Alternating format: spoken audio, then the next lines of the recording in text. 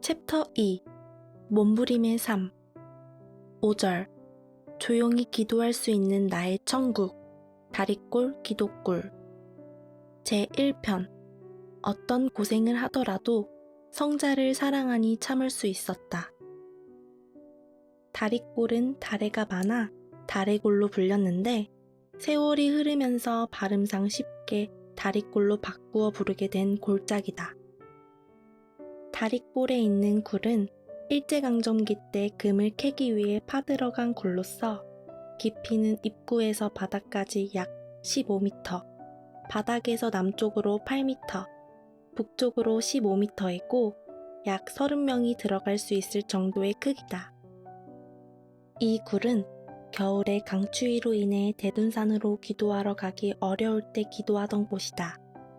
그때는 특히 천덕굴과 다리꼴 기도굴을 많이 사용했는데 집에서부터 다리꼴 기도굴로 밤에 철야 기도를 자주 다녔다. 다니는 길은 지금 다니는 길과 밑에 길이 있어 두 곳으로 다녔다. 다리꼴 기도굴에 가면 한 달씩 머물고 또 겨울 내내 머물 때도 있었다. 지금의 굴 동쪽 끝에서 기도했고 반대쪽은 청정이 높고 바닥도 넓어 거기서 운동하고 허리 펴고 서서 찬양하곤 했다. 앉아있으니 다리가 약해져서 넓은 굴 쪽에서 뛰고 운동했는데 지금은 그쪽이 무너져 메워졌다. 내가 10대부터 기도 생활을 하며 구원을 위하여 몸부림치고 겨울철 추위 속에 덜덜 떨고 있을 때 누가 옷 한 번 가져다 주는 일이 없었다.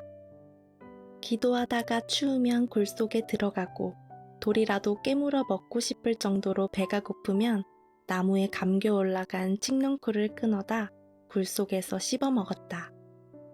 토끼가 칡넝쿨을 밑에서 먹느라 잘라놓으면 나무 위의 것은 못 올라가서 못 먹으니 내가 잡아당겨 씹어 먹었다.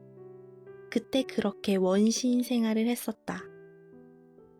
겨울철에는 차가운 눈을 물로 먹고 살았다. 눈도 없을 때는 아예 굶었다. 여름과 가을에는 배고플 때면 벚나무 열매와 다래, 머루, 포도들을 따먹고 기도굴에 들어가 기도를 했다. 기도굴 주변에 있는 대부분의 벚나무들은 그 시절에 벚지를 따먹은 적이 있는 나무들로 지금도 거목이 되어 크고 있다. 어느 때는 집에서 생고구마를 가져다 먹기도 했다. 산쥐도 먹을 것이 없어 굴 옆에 앉아있기에 불쌍해서 고구마를 조금 주니 미치게 좋아하며 먹으면서 나만 쳐다보던 그 모습이 생각난다. 그렇게 살면서도 지옥에 가지 않고 천국에 가려고 구원을 이루기 위해 결코 포기하지 않았다. 성자를 사랑하니 아무리 배가 고프고 추워도 집에 가지 않고 기도하면서 끝까지 성자께서 시키신 일을 했다. 배고프고 춥더라도 헐벗어서 창피하더라도 각종으로 난처하고 화나는 상황 가운데 처해도 때로는 맞기도 하고 병들어 고통을 당하고 어떤 고생을 하더라도 성자를 사랑하니 모두 참을 수 있었던 시간이었다. 지금 이 글을 쓰고 있는 내 방에도 아무도 오는 자가 없다.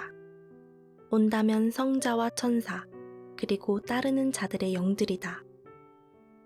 어느 날 기도하는 중에 주님, 요즘에는 꿈에도 기도 중에도 잘 안 보이시는 것을 보니 바쁘셔서 그러하지요? 바빠서 못 오시는 거죠? 라고 물었다. 내 말을 들으시고 성자께서는 보이는 것만 중심하면 내가 1년에 몇 번이나 오고 가겠느냐? 내 눈에 안 보일 때도 왔다 갔다 하셨다. 이에 또 묻기를 내가 보거나 못 보는 것은 내 영적 실력 때문이지요? 하니 성자께서는 내 실력 때문이 아니라 나의 실력 때문이다 라고 말씀하셨다. 전능자의 실력으로 은밀히 오고 가도 모르게 하신다는 것이다. 만일 인간이 하나님과 성자가 오시는 것을 알면 그에 맞춰서 행하기에 가식과 외식과 눈가림으로 할 수가 있다. 고로 영의 몸으로 사람들 몰래 은밀히 다니시면서 평소 그 행함을 보고 다스리시고 또 사람이 신우사를 모르게 행하신다고 말씀하셨다. 모두 눈으로 봐야만 사미가 오시고 천사가 와서 내 옆에 있구나 하지 말고 항상 곁에 있다고 생각하며 살아야 한다. 하나님, 성자, 성령님은 필요할 때마다 개인에게까지 순간순간 가셔서 할 일을 하시고 또 사람을 보내어 자신이 할 일을 행하신다. 제2편 작은 형이 기독굴에 찾아오다.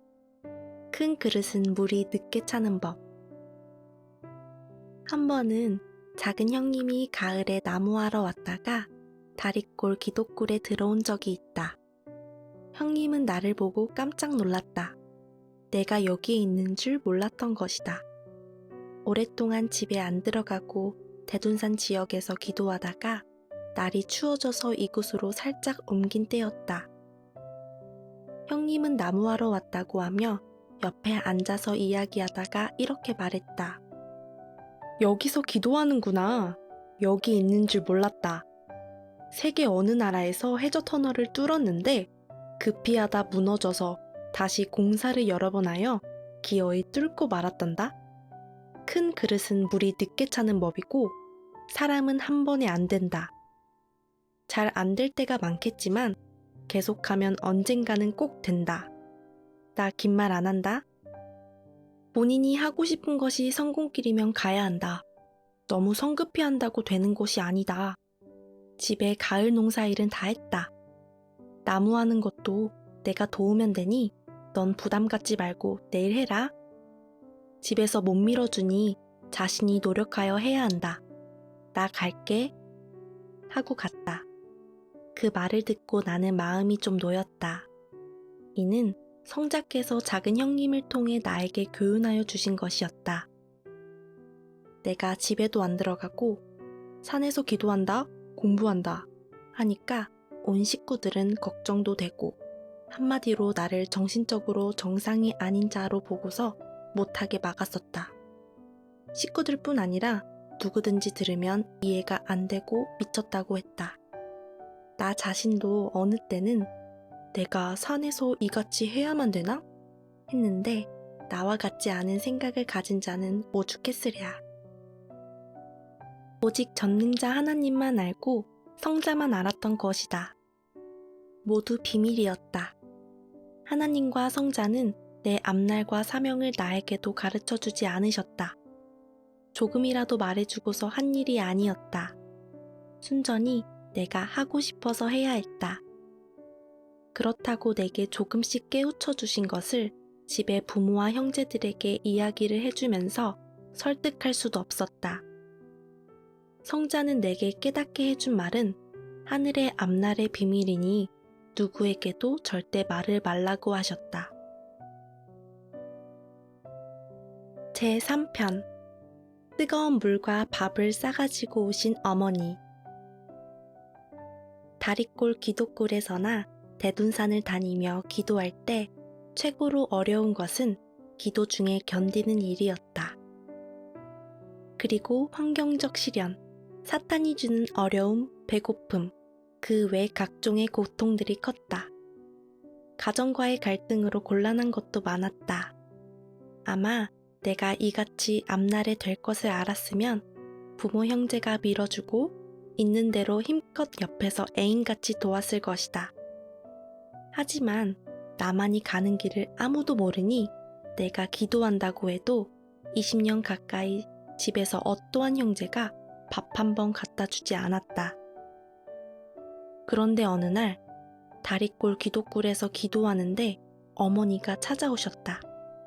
오랫동안 집에 들어오지 않으니 눈이 쌓인 겨울에 어디서 죽었다고 걱정하다가 대둔산에는 못 가보고 계속 걱정되어 뜨거운 물과 밥을 싸가지고 이 굴로 오신 것이었다.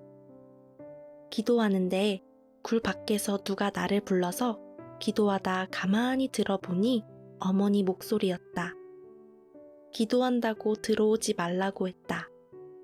먹을 것 가지고 왔으니 먹고 하라고 하셔서 절대 안 먹으니 가지고 가라고 했다. 그래도 들어오셔서 나는 돌을 던지면서 못 오시게 했다. 굴이 위험하고 그때 너무 험했기 때문이다.